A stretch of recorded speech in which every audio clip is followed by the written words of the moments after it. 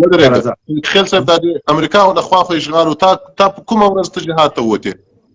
زه څوک وایي د امریکا طرف اشغال افغانستان اشغال نه و؟ څوک وایي کوم دلیل و؟ دا له لمر نه ښکاره خبر ده کوم شی چې له لمر نه څوک ښکاره یاد کړي هغو باندې هلمندی صاحب افغانستان اشغال نه و؟ نه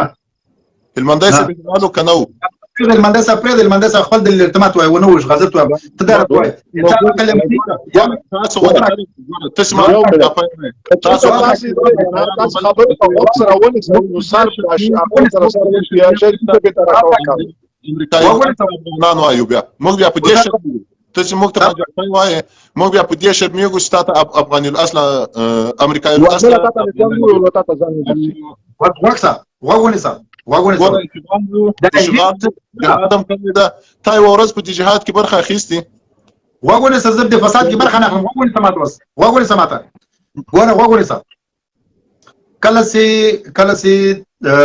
رسول الله صلی الله علیه وسلم لمنده سب خو وګونیسه مداخله څوک نه کوي کله چې رسول الله صلی الله علیه وسلم د یمن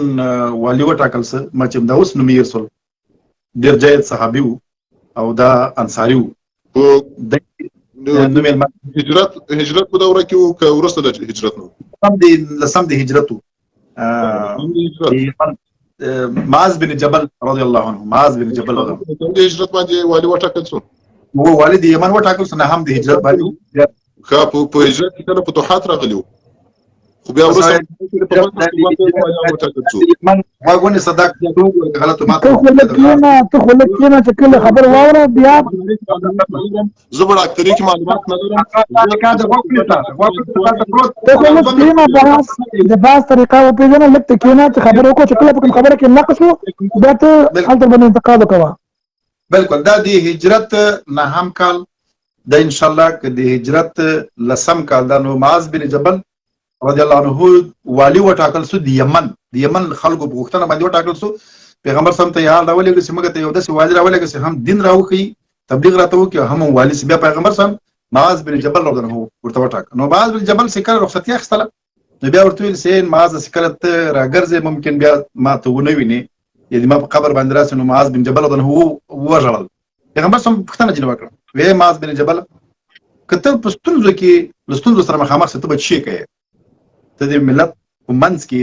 د ستونزو سره مخامخ کېږي شرعي مسایلو د ستونزو سره مخامخ کېږي ته به څه کوې هغه ورته ویلې ای پیغمبره که ستونزې رالې زه به قرآن ته رجوع کوم وایي که بیا دې هغه حل په قرآن کې پیدا نه کړه بیا به څه کوې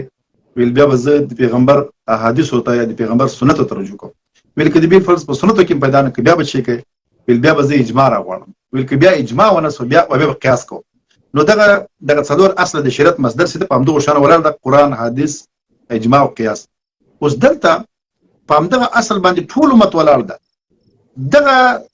دغه ټولو مسلمانانو د سعودي عربستان د ترکیې د ملیشیا د اندونیشیا همدغه قدرنالته پاکستان مشرف همدغه فضل الرحمن دا ټول ولاړو دغه ټولو مشترکه پریکړه وکړه چې په افغانستان کې د طالبانو حمارت رنګ سي دا د دې په ځای باندې د افغانستان خلکو ته اراده ورکړل سي چې هغوی څه غواړي دا په 2001 کال کې د دنیا هندو کافر هندو سیک عیسائی پښتون مسلمان تاجک ترکمن عرب ټولو دا پریکړه وکړه چې په افغانستان کې دی دغه حکومت له منځه ولاړ سي نو تا ته زه وایم چې د دنیا یو ټوله نړۍ فیصله په ګډه باندې فیصله وکړي چې دا حکومت دې ړنګ سي هغه ته زه د ډېر احترام سره وایم هغه ته د زم په سترګو ړوند سم سي اشغال وایم بل دې په سترګو ړوند سي اشغال وایي بل دې په سترګو ړوند سي اشغال وایي چې کله د نړۍ ټول قومونه ټول آبادي پرېکړه وکړي چې دا د غلو د فاسدینو د احمقانو د لوېدلو خلکو حکومت دې ړنګ سي هغه ته اشغال نه ویل کېږي دا شرعي مسله ده او دا دلته پرته ده دا لایو پروت ده دلته په دغه ځای کې پروت ده دا لایو مړنګه وه دویمه خبره دغه ده چې عقل نه مني چې د دنیا 250 هیوادونه د راسي په یو هیواد د اشغال وکړي آیا تاسو عقل دا مني چې د دنیا 250 هیوادونه دي یو ملک اشغال کړي هیڅ امکان نه لري د نن په 21مه پیړۍ کې د اشغال تصور په دوه جالو کې ده یو چې له چا سره د تا مرز نه خطوي وي چې تاسو سره د چا مرز نه خطوي لکه مشرقي تیمور سي د ملیشیا سره لغنه بیل سو خودمختاري وکړه د تاسو سره چا مرز نه خطوي لکه د اوکراین باندې د روسانو د اوکراین ترمنځ د کریمیا د روسانو مرز ده او بیا نور مرزونه لري اشغال وکړه لاړه ته اعلان وکړه او دا امکان نه لري چې 11,000 کیلومتره د امریکا راسي افغانستان د اشغال کی 6,000 کیلومتره د برتانیې راسي افغانستان د اشغال کی هلته د افغانستان کې د خپل نفوذ وټاکي په افغانستان دا اشغال نه مني په افغانستان کې 2 وار 4 وار انتخابات وسول افغانان رای ته وتل افغانان اساسي قانون پاس کړ د افغانستان په اساسي قانون جوړولو کې د قران تلاوتونه وسول د اساسي قانون د تصویب لپاره لوی جرګه راوغتل شو یو وینه په لسګونه ور راوغتل شو او دا محترم وایي چې افغانستان اشغال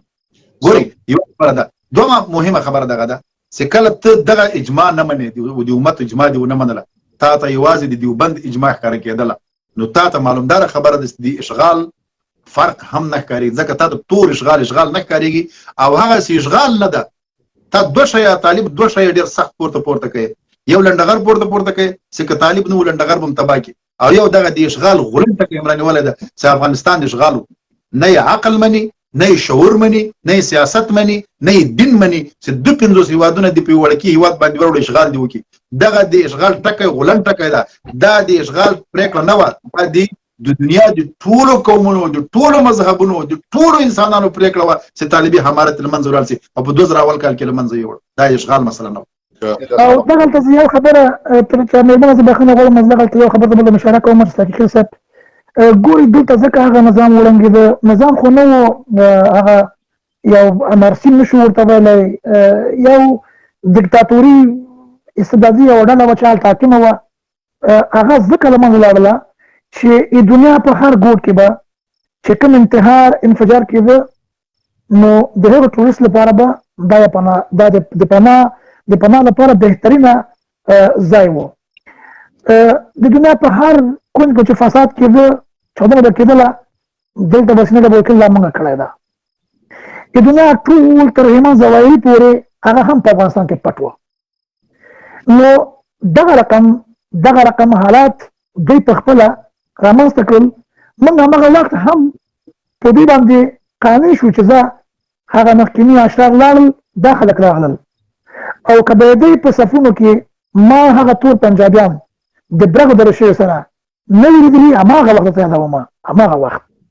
هماغه مخکې دوره کې زه د دنیا نه بې ایمانه لاړ شم زه د خپل ایمان په دغه ټول حمارت نه ورکوم الحمدلله مونږ کې دومره پوهه شته چې موږ د خپل د هېواد دښمن او دوست وپېژنو دغه ډله په 1915 اتیا کې د خو نه ویلې چې د منصور چای خیر چا رامنځته کړې ده د دغې ډلې بنیاد په 1915 اتیا کې په دې پاکستان کې ښودل شوې ده خاص د افغانستان تباهۍ لپاره